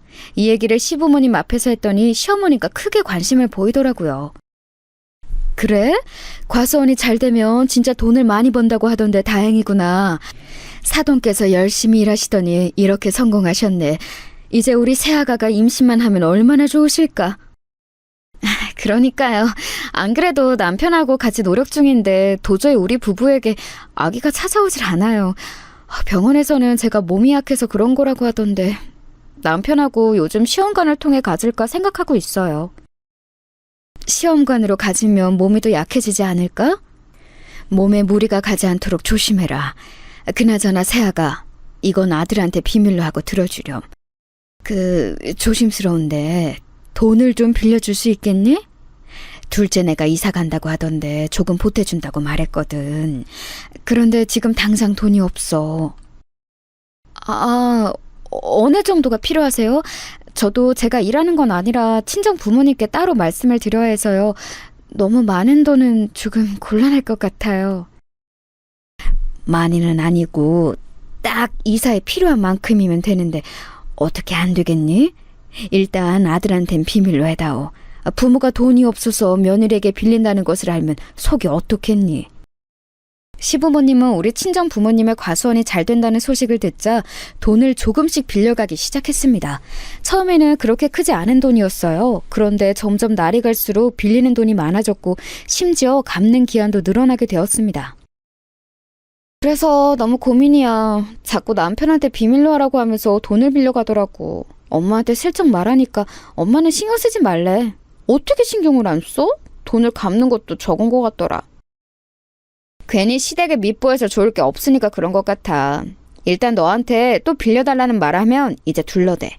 이래서 잘 사는 거 너무 티내면 안 좋다고 하는 건가 보다. 친언니의 조언을 받고 이 뒤로는 시어머니가 친정에 관해 물어도 말을 돌리고는 했어요. 그러자 시어머니도 저에게 대놓고 돈을 빌려달라는 말은 줄어들었습니다. 저는 그래서 아무 문제가 없는 줄 알았죠. 여기에 숨겨진 진실이 있을 거라고는 전혀 몰랐답니다. 한편 저와 남편은 둘 다 아이를 원했어요. 저는 행복한 어린 시절을 보냈기에 아이를 낳아 똑같이 행복하게 살길 원했습니다. 그런데 제가 워낙 몸이 좋지 않으니 자연적으로 아기가 생기지 않더라고요. 아무래도 자연으로 임신하는 것은 어려워 보입니다. 시험관으로 임신하더라도 사모님 몸이 약하니까 만약 임신하게 된다면 절대적인 안정이 필요해요. 그건 꼭 명심하시고 아이를 가지셔야 해요. 알겠죠? 자연 임신이 힘드니 시험관으로 가지려고 했는데 문제는 제 몸이었어요. 워낙 몸 상태가 좋은 편은 아니라 임신하게 되면 그것도 문제였습니다. 하지만 그만큼 아이에 대한 갈망이 매우 컸기 때문에 우리 부부는 시험관 시술을 결정했어요. 엄마, 아이가 왜 안 생기는 걸까? 나는 시험관도 한 번에 될 줄 알았어. 도대체 이게 몇 번째야? 나 너무 속상해. 남들은 원하지 않아도 생기는 게 악이라고 하던데 나는 왜 이러는 거야? 수영아, 너무 속상하게 생각하지 마. 다 사람은 자기의 때가 있는 거야. 너무 아기에 대해 생각하면 오히려 안 생겨. 마음을 편하게 먹어야 아기도 찾아오는 거야. 그러니 걱정하지 마. 몇 번의 시도를 했는데도 아이는 쉽게 생기지 않았어요. 속상한 마음에 친정엄마에게 하소연도 얼마나 했는지 모릅니다. 그래도 남편과 저는 희망을 잃지 않고 계속해서 노력했고 결국 임신에 성공하게 되었습니다. 엄마, 나 임신했어. 어떡해. 나도 이제 엄마가 되는 거야? 나 너무 기뻐. 믿기지 않아. 내가 엄마라니. 나 이 아기 낳으면 진짜 소중하게 키울 거야. 나 닮아서 어디 아프거나 그러지는 않겠지? 그럼 나 너무 속상할 것 같아. 얘는 아직 나오지도 않은 아기 건강 걱정이 웬 말이니? 네 몸이나 걱정해라. 엄마는 네 아기보다 네가 더 걱정이야. 내 새끼. 안 그래도 건강이 안 좋은데 괜히 시험관으로 임신해서 더 안 좋아지면 어떡해. 엄마가 보약 보내놨으니까 꼭 먹어. 알겠어? 보약을 또 보냈어? 이러다 나 보약을 무슨 물처럼 마시겠어. 엄마 덕분에 우리 집은 지금 영양 과다야.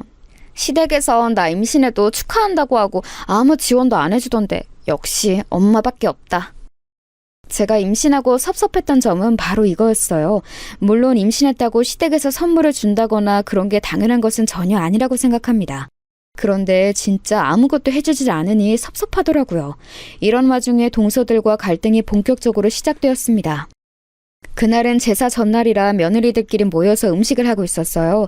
제가 임신한 상태라 계속 오래 앉아 있으며 그렇게 몸이 힘들더라고요. 또 저는 특별히 입덧을 굉장히 심하게 했었습니다. 그래서 음식을 하다 계속 화장실로 가서 위액을 뱉고 있었죠.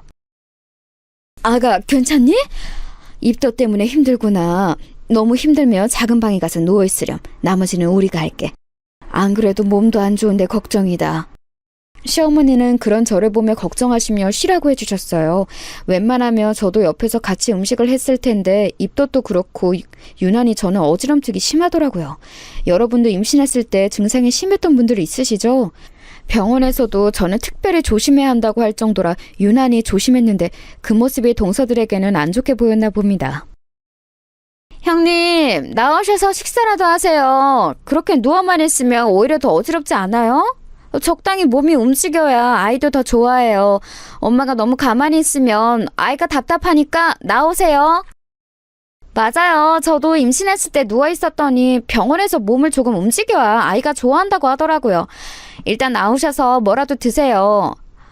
아, 또 입덧이라고 못 먹으려나? 아, 지금 나갈게. 이걸 다 만든 거야? 고생했네. 어머님 죄송해요. 다음 제사 때는 그래도 조금 나아진 상태로 올게요. 아니다. 네 몸이 우선이지. 힘들면 언제든지 말하렴. 자, 일단 우리 뭐라도 먹자. 입덧이라 먹을 수 있겠니? 못 먹겠으면 그냥 들어가서 있어. 동서들은 표정도 좋지 않아서 제가 눈치가 많이 보였어요. 하지만 저한테는 아이의 존재가 더 중요했기 때문에 끝까지 모른 척했습니다. 그러다 동서들과 사이가 더 나빠진 계기가 발생했어요. 바로 가족여행이었습니다. 시댁에서 여름 휴가로 같이 강원도 강릉으로 가족여행을 계획했더라고요. 그런데 저는 몸 상태가 좋지 않았고 또 절대 안정이 필요한 시기였습니다. 그래서 시부모님께 양해를 구하고 우리 부부는 여행에서 빠지기로 했죠. 이게 화근이 되어 동서들과 아예 틀어지게 되었습니다. 형님, 저도 그렇고 동서도 그렇고 우리 다 임신 경험이 있는데요. 우리가 강릉까지 걸어서 가자고 하는 것도 아니고 어차피 차 타고 갈 건데 뭐가 그렇게 힘드세요? 그래도 장남 부부잖아요. 지금 시부모님을 둘째랑 셋째 아들 부부가 모시라는 거예요? 아, 동서, 내가 건강한 몸이면 모르겠는데 내가 전에 말했잖아. 나는 원래 어릴 때 크게 아파서 무리하면 안 돼. 이번에도 병원에 말했더니 나한테 무리하면 안 된다고. 여행은 무리라더라. 괜히 갔다가 잘못되면 안 되잖아. 아무리 몸이 안 좋아도 다들 여행은 잘 다녀요. 형님, 가족여행은 쏙 빠지고 나중에 따로 태교여행 가는 것은 아니죠? 이번에 안 가실 거면 비용은 내주셨으면 좋겠어요. 시부모님 비용을 형제들이 나눠내기로 했는데 형님네가 빠지면서 부담하는 비용이 늘었거든요. 우리 부부는 안 가는데 왜 돈을 내야 하는 거야? 돈이 없어서가 아니고 이해가 안 가서 그래. 게다가 내가 몸 상태가 임신한 상태잖아. 시부모님도 이해하는 걸 왜 동서가 나한테 이러는지 나는 이해가 가지 않아. 어쨌든 가족들이 같이 가는 여행에 형님네가 빠지는 건 맞잖아요. 그러면서 원래 쓰려고 했던 비용보다 많은 돈이 들어가니까 그게 우리 입장에선 부담이고요. 형님은 돈 내고 안 가면 오히려 이득 아닌가요? 몸 상태가 좋지 않아 여행에서 빠지겠다고 하니 둘째 동서에게 전화가 왔어요. 안 가는 대신 돈을 내라는 말에 너무 황당했습니다. 일단 알겠다고 대답하고 끊고 퇴근한 남편에게 말했죠. 그게 무슨 말이야? 돈을 내라고? 그럴 거면 그냥 우리도 가자. 여보, 많이 무리야? 내가 휴게소마다 서서 당신 상태 살필게. 그리고 강릉 가서 바다를 보며 기분 전환도 되고 오히려 좋지 않을까? 어차피 해외로 가는 것도 아니고 거기에도 병원이 있을 거야. 뭐? 당신의 돈을 안 낼 생각을 해야지. 거기서 가겠다고 생각을 하면 어떡해? 너무 당황스럽다. 병원에서도 가지 말라고 하던데 당신은 오히려 가자고? 어떻게 그럴 수가 있어? 당신은 내 걱정 안 해? 에이 여보, 당신 걱정을 안 하는 게 아니고 내 말은 우리가 어디 미국이나 호주를 가자고 하는 게 아니잖아. 강릉에도 산부인과가 있으니까 만약에 힘들면 병원 가면 되는 거지. 나는 당신이 바다를 보면 기분이 좋아질까 봐 그런 거야. 화났으면 미안해. 남편은 그 뒤로도 저를 설득했어요. 그래서 저는 남편의 말에 넘어가서 같이 여행을 가게 되었습니다. 갈 때는 남편의 차를 타고 편하게 이동했는데 확실히 휴게소마다 정차하니 편하게 갈 수 있었어요. 그리고 도착해서도 남편 말대로 바다를 보니 확실히 기분이 좋더라고요. 그런데 그 기분도 오래가지 못했습니다. 사건은 그날 밤에 일어났어요. 세아가 몸이 안 좋아도 옆에 앉아있기라도 해라. 그래도 모처럼 이렇게 가족끼리 여행 왔는데 분위기는 망치지 말자. 응? 너무 힘들면 들어가도 좋아. 숙소에서 술과 음식을 마구 사서 시댁 식구들은 같이 밥을 먹기 시작했습니다. 저는 그때도 입덧이 계속해서 진행 중이었어요. 음식 냄새를 맡으니 자꾸 속에서 뭐가 올라오는 느낌이 들더라고요. 그러면서 두통도 같이 오기 시작했습니다. 도저히 못 버틸 것 같아 일어났더니 셋째 동서가 저에게 말을 걸었어요.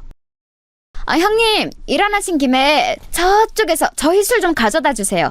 맥주 3병 부탁드려요. 감사합니다. 동서는 그렇게 말하고 몸을 돌려 재밌게 얘기하기 시작했습니다.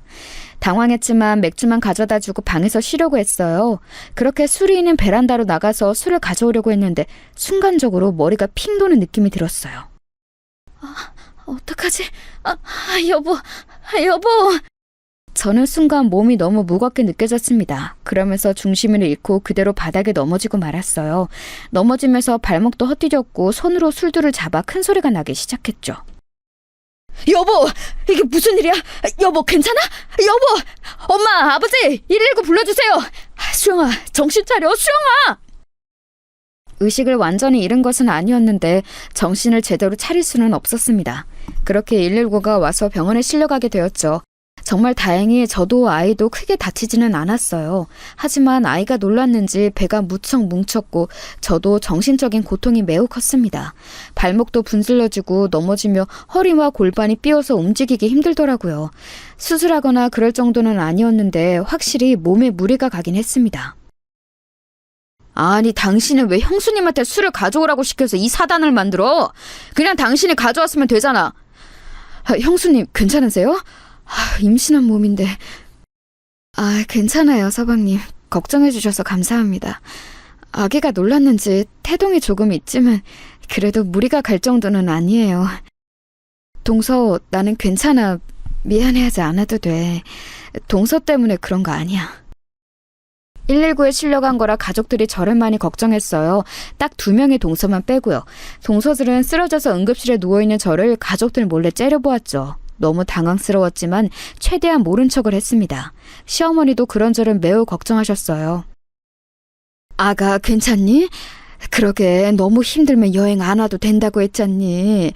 아니 그렇다고 네 탓을 하는 건 전혀 아니란다. 앞으로 혹시 조금이라도 힘들면 제사랑 명절 때 오지 마. 응? 아기 낳고 네 몸이 우선이지. 시어머니의 배려 덕분에 저는 여름에 갔던 가족여행 이후로 제사에 참여하지 않았습니다. 물론 그 과정에서 동서들의 미움을 한 몸에 받게 되었죠. 동서들은 제가 일부러 꾀를 내어 가지 않는다고 생각했나 봐요. 게다가 강릉에서 다쳐서 응급실에 간 것도 일부러 한 거라고 생각하는 모습에 기가 찼습니다. 하지만 제 태교가 우선이니 일단 모른 척했어요. 강릉에서 돌아온 후에 시어머니는 저에게 따로 연락이 오셨어요. 처음에는 제 몸 상태에 대해 걱정하더니 바로 본론을 꺼내셨습니다. 그래서 지금 자금이 조금 부족해. 새아가 친정에 어떻게 부탁할 수는 없니? 이번 사업이 잘 되면 우리 가족이 돈 걱정 없이 살 수 있을 것 같아. 너희 시아버지랑 시동생들이 마지막으로 하는 사업이잖니. 며느리들도 같이 하는 사업이니 잘 될 일만 남았단다. 일단 저는 확실히 할 예정은 없어요. 곧 출산이고 다른 일에 신경 쓰고 싶지는 않아서요. 그리고 돈도 제가 부모님께 또 부탁드릴 수는 없을 것 같아요. 죄송해요. 저도 도와드리고 싶은데 함부로 그럴 수가 없는 상황이잖아요. 그래? 알겠다. 아쉽긴 하네. 이건 분명 되는 사업이고 우리는 가족이잖니. 가족이라는 건 이렇게 힘을 합쳐야 할 때 서로 돕는 게 가족이거든. 세아가 너는 그걸 아는 사람인 줄 알았는데 아닌가 보다. 알겠다. 말을 들어보니 시댁 식구들이 동서들도 합쳐서 다 유통사업을 시작했다고 하더라고요. 그러면서 시골에 있는 농작물이나 과일 등을 유통하는 걸 한다고 하던데 누가 봐도 우리 친정과 협업하면 시댁만 좋은 현상이었어요. 제가 살짝 봤더니 너무 허술했고 무엇보다 저는 진짜로 태교에 신경을 쓰고 싶었어요. 그래서 거절했더니 시어머니는 대놓고 아쉬워하셨습니다.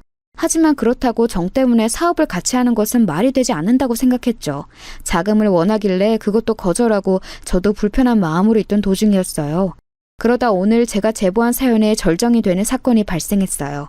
명절이나 제사는 빠졌는데 문제는 시아버지의 생신이었습니다. 하필이며 그때가 또 시아버지의 환갑이었어요. 그래서 저도 시아버지의 환갑에는 무조건 참여할 생각이었습니다. 그런데 며칠 앞두고 둘째 동서에게 전화가 한 통 걸려왔어요. 형님, 이번에 시아버지 환갑인 거 아시죠? 이번에도 몸이 안 좋으셔서 못 오시나요? 그래도 환갑이잖아요. 아이도 이제 어느 정도 안정기에 들어가지 않았나요? 아, 동서, 안 그래도 시아버지 환갑은 나도 가려고 했어. 그런데 혹시 우리가 음식을 준비해야 해? 내가 내 돈으로 차라리 출장 뷔페를 부를게. 동서들도 음식 준비하는 거 힘들지 않아? 어머? 지금 무슨 소리를 하는 거예요? 형님, 그래도 환갑인데 며느리들이 준비해야 할 도리에 맞는 거죠. 정성이 들어간 음식을 대접하는 게 맞지 않을까요? 형님 혹시 또 쓰러지실 것 같아요? 말이 나와서 말인데 저번에도 그렇게 쓰러지셔서 저랑 동서가 얼마나 눈치 보였는지 아세요? 내가 일부러 그런 것도 아니고 그때는 진짜 어지러워서 그런 거였어. 그리고 아무 일 없으니 오히려 다행 아닌가? 나도 그래서 셋째 동서한테 나는 아무렇지도 않다고 말했잖아. 아무튼 내가 내 돈 내서 뷔페 부리려고 했는데 동서들이 싫다고 하니 어쩔 수 없네. 그럼 끊을게. 동서들과 한마디 이상 얘기하며 그렇게 기분이 나쁠 수가 없더라고요. 좋은 것만 보고 들어도 모자란 태교를 이렇게 불쾌하게 지내고 있으니 우리 아이에게 미안했습니다. 그렇게 시아버지의 생신이 다가왔어요. 마침 저만 사업에서 빠져서 눈치가 보이더라고요. 그래서 늘 하던 것처럼 전날에 가서 미리 동서들과 음식 준비를 하기 시작했죠. 그런데 며칠 전부터 배가 살살 아프기 시작했거든요. 병원에 갔을 때도 의사 선생님이 특별히 조심하라고 했었습니다. 그래서 최대한 무리하지 않으려고 했는데 동서들은 그런 제가 꾀를 부린다고 생각했는지 또 말을 걸기 시작했어요. 큰형님, 하기 싫으시면 그냥 오지 말지 그러셨어요. 지금 당근 하나를 몇 분째 썰고 계세요? 차라리 그냥 저랑 작은 형님이 다 하게 두지. 제가 할 테니까 가서 쉬세요. 어?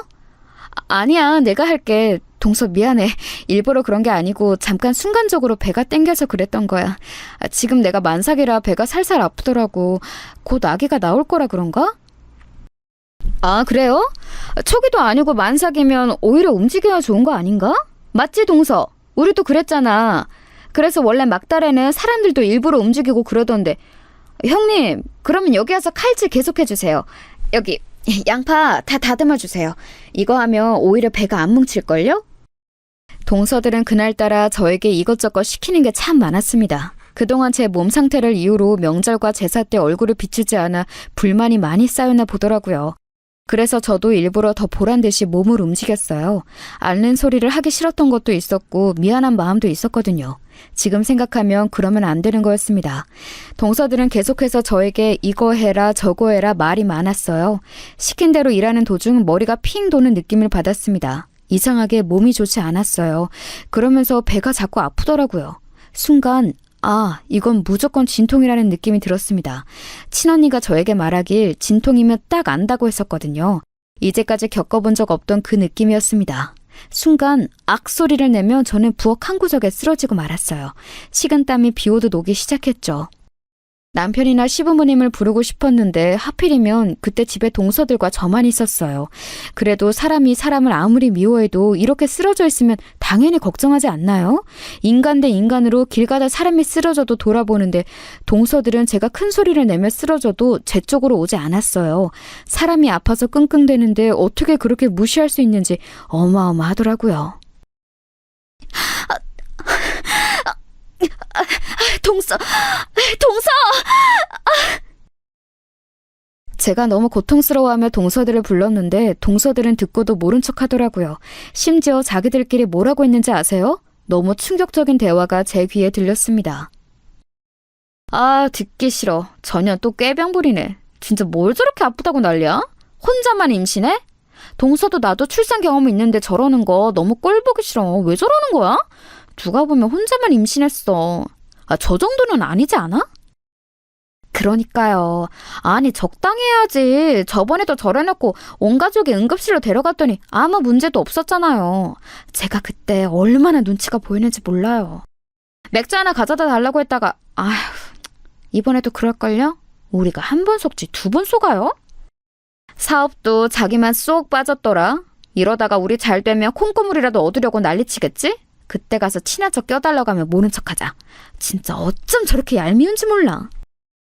시골 출신 주제에 뭐가 그리 잘났다고 저러는지 이해가 안 간다니까요. 저렇게 쓰러져 놓고 또 응급실 데리고 가면 아무 이상 없다고 할 게 뻔해요. 그냥 무시하고 우린 계속 텔레비전이나 봐요. 저 대화를 듣는데 너무 속상하고 서러워서 눈물이 나왔어요. 그런데 진짜 이건 아무리 봐도 진통이 맞았습니다. 뼈가 으스러지는 기분이 들었거든요. 당장 병원에 가야 할 것 같았는데 동서들은 끝까지 저를 모른 척했어요. 부엌의 차가운 바닥에서 저는 그렇게 고통을 이기지 못하고 그대로 기절하게 되었습니다. 나중에 누가 저를 깨우는 느낌은 들었는데 도저히 눈이 떠지질 않더라고요. 눈을 떠보니 저는 병원에 누워 있었어요. 며칠이 지났는지도 모르겠더라고요. 제 손을 잡고 있던 엄마는 제가 눈을 뜨자 오열하기 시작하였습니다. 믿기지 않는 표정이었어요. 아이고, 수영아. 아이고, 내 새끼. 우리 딸 괜찮아? 엄마는 네가 죽는 줄 알았어. 아이고, 내 새끼 사라져서 고마워. 우리 수영아. 엄마가 얼마나 걱정했는지 알아? 네 아버지는 밥도 못 먹고 잠도 못 자고 네 얼굴만 쓰다듬고 있었어.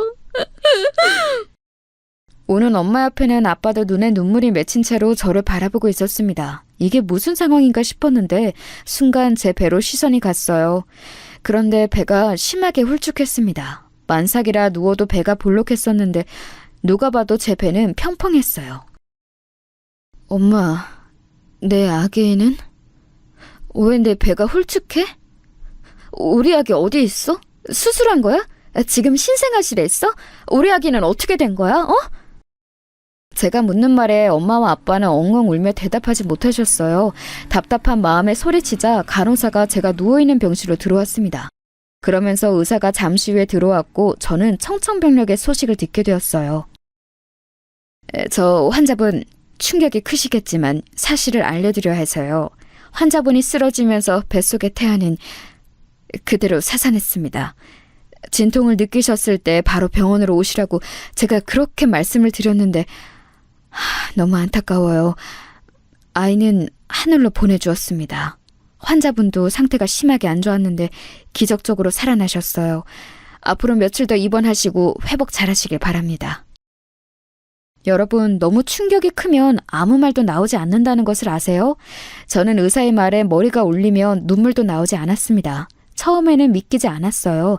그래서 계속 멍하게 있다 며칠이 지나니 현실로 돌아오더라고요. 그 뒤로는 마치 제 눈이 수도꼭지가 된 것처럼 눈물이 나왔습니다. 그래서 누가 건들기만 해도, 아니 건들지 않아도 눈물이 계속 나왔어요. 여보, 나도 충격이 크다. 우리한테 이런 일이 일어나다니 어떻게 이럴 수가 있지? 당신을 발견한 게 우리 엄마야. 엄마도 너무 충격이 크셔. 마음 잘 추스르고 다시 기회를 노리던지 하자. 뭐? 기회? 나는 지금 우리 아기를 잃고 제정신이 아니야. 무슨 기회? 이렇게 다시 기회를 가져도 또라이 같은 너희 집안에서 내가 정상적으로 출산할 수 있을까? 어? 내가 어쩌다 그렇게 정신을 잃었는지 알아? 뭐? 또라이? 지금 당신 너무 말이 심한 거 아니야? 그래도 어떻게 시댁을 그렇게 말해? 우리 엄마 아니었으면 당신도 지금 하늘로 가 있을 수도 있다고. 지금 힘든 거 충분히 이해해. 하지만 이거 심하잖아. 차라리 하늘로 보내지 그랬어. 죽게 냅두지. 왜 살려? 우리 아이가 없으면 나는 죽은 거나 다름없다고. 그리고 진통으로 쓰러진 사람을 방치하는 게 또라이가 아니면 뭔데? 뭐냐고! 당신 재수씨들 그년들 미친년들이야. 내가 아무리 미워도 그렇게 고통으로 몸부림치는 사람을 무시해? 어? 저는 남편에게 미친 듯이 화를 내기 시작했어요. 남편은 처음 듣는 소리인지 매우 당황하더라고요. 지금 그게 무슨 소리야? 자세히 말해봐. 재수씨들이 당신이 쓰러졌는데 모른 척했다고? 난 전혀 몰랐어. 엄마가 급하게 전화해서 들은 게 다야. 됐어. 나는 당신네 집안 식구들 한 명도 얼굴 보기 싫어. 우리 이혼하자. 나 도저히 당신하고 엮이기가 싫어. 그렇게 효도 좋아하는 당신은 혼자 효도하면서 살아. 내가 이제껏 아기 때문에 참고 참았는데 이제는 안 돼. 이혼해. 이러다 나 정신병 걸려서 죽을 것 같아. 제가 악을 쓰며 소리치자 친정엄마가 복도에서 병실로 들어왔어요. 저는 엄마에게 그동안 있었던 모든 일을 내뱉기 시작했습니다. 사실 친정 부모님은 강릉에서 있었던 일도 전혀 모르고 계셨거든요. 그래서 그때 일부터 시작해서 남편이 혼자 효자짓을 얼마나 했는지, 우리 집은 도와주지도 않으면서 내가 시댁에 가서 얼마나 노동했는지 죄다 하나도 숨기지 않고 얘기했어요. 그렇게 다 내뱉으니 속이 다 시원하더라고요. 이혼할 목적으로 말했으니 속이 아주 편안했죠. 그런데 그렇게 말하니 엄마의 표정이 이상했어요. 나는 이제 이런 미친 집구석에서 며느리 짓 하기 싫어. 못해. 엄마는 표정이 왜 그래? 내가 그동안 숨겨서 미안해. 엄마한테는 차마 내가 이런 집구석의 며느리라고 말을 못하겠더라고. 나는 내 새끼가 이런 짓을 당하는지도 모르고 사돈이 돈을 요구하며 그대로 주고 있었어. 네 시어머니가 틈만 나면 우리 과수원 얘기를 하면서 돈을 달라고 하더라고. 나는 우리 수영이가 몸도 아픈데 미움받게 하지 않으려고 얼마나 돈을 많이 썼는데. 뭐? 이건 또 무슨 소리야? 엄마한테 시어머니가 돈을 달라고 했었어? 나 이거 처음 듣는 얘기야. 이게 무슨... 당신이 말해봐. 당신은 알고 있었어? 이번에도 새로 사업을 시작했다며. 그러면서 하도 앓는 소리를 하길래 나는 그것도 모르고 우리 농장이랑 과수원이랑 심지어 마을 대부분 농장을 거래처로 소개했어. 그래서 지금 너희 시댁 거래처는 거의 우리 마을 사람들이야. 그런데 어떻게 이래? 여러분 놀라지 말고 들으세요. 알고 봤더니 시부모님들은 우리 친정 부모님들에게 그동안 계속해서 돈을 요구했다고 하더라고요. 심지어 새로 시작한 사업 관련해서도 우리 부모님에게 접근했었대요. 뭐 자식들에게 쓸 돈이라고 하면서 돈을 달라고 하는데 나는 그 돈이 우리 수영이를 위한 줄 알았지. 그런데 막상 내 새끼는 이런 취급을 당하고 있었어? 세상에, 나는 그것도 모르고. 심지어 너희 시댁 식구들이 하는 유통사업에 내가 제일 큰 거래처로 계약도 맺었어. 진짜 미친 집구석 아니야? 나 못 참아. 당장 변호사 선임해. 그리고 당장 계약 파기해. 아니 이 사람들 무서운 사람들이네. 어떻게 이럴 수가 있어? 친언니를 선두로 우리 아빠와 형부까지 나서서 저는 이혼소송을 진행했습니다. 아이를 잃은 슬픔에 저는 깊게 관여하지는 않았어요. 그래서 언니에게 엿들었는데 시댁은 철저하게 망했다고 하더라고요. 남편과 시어머니 그리고 심지어 동서들까지 저를 찾아온 거 있죠. 세아가 내 얼굴을 봐서라도 한 번만 용서해 주겠니? 우리 지금 거래처가 다 끊기면 여기에 들어간 돈이 워낙 많아서 온 가족이 만하게 생겼어. 그러니 한 번만 도와주렴, 응? 형님, 제가 너무 잘못했어요. 저 지금 사업에 들어간 돈을 포함해서 이혼까지 당하게 생겼어요. 한 번만 봐주시면 저 이제 조용히 눈에 띄지 않고 살게요. 제발요. 저 대출 받아서 투자한 사업이에요. 저 이혼당하면 갈 곳이 없어요, 형님. 제가 그때 미쳤었나 봐요. 그렇게 형님이 쓰러졌는데 모른 척한 거 평생 뉘우치며 살게요. 제발요. 수영아, 다시 생각해봐. 우리 다시 처음부터 시작하자. 아직 나는 너를 사랑해. 어? 이렇게 헤어지기엔 너무 아쉬워. 내가 사업하고 돈 때문에 너한테 이러는 건 아니야. 물론 저는 저렇게 찾아와서 말해도 눈 하나 깜빡하지 않았습니다. 내가 며느리로 있을 때 잘하지? 라는 생각만 머릿속을 지배했어요. 특히 동서들한테는 너무 괘씸한 마음이 들었습니다. 그래서 부모님께 말해서 마을 사람들의 거래도 모조리 끊게 했어요. 동서들이 돈이 얼마나 들어갔는지는 제 알 바가 아니었습니다. 그래, 잘 됐어. 이제 그냥 혼자 부모님하고 이렇게 시골에서 살아. 너 몸도 안 좋아서 괜히 임신했다가 아기 낳았으면 평생 힘들었을 거야. 그렇게 아기가 좋으면 언니 아기도 있잖아. 조카들 보면서 위안 삼아. 알겠지? 맞아. 육아가 애들 장난도 아니고 나는 그냥 조카들 보면서 만족하려고. 나도 이렇게 시골에서 마음 편하게 사는 게 최고라고 느껴져. 엄마랑 아빠 모시면서 살아야지. 그 미친 집에서 며느리로 계속 살았으면 나는 도저히 못 버텼을 것 같아. 이렇게 저는 저 미친 집안과 연을 끊게 되었습니다. 알터니가 빠진 것처럼 통쾌했어요. 여기까지가 제가 준비한 사연입니다. 재밌게 들으셨나요? 저는 지금 그래서 부모님 댁으로 내려와 살고 있어요. 다시 시골로 오니까 몸도 마음도 얼마나 편한지 모릅니다. 아마 평생 이렇게 부모님과 살 것 같아요. 저는 현재 무척 만족하고 있답니다. 제 사연 들어주셔서 정말 감사합니다.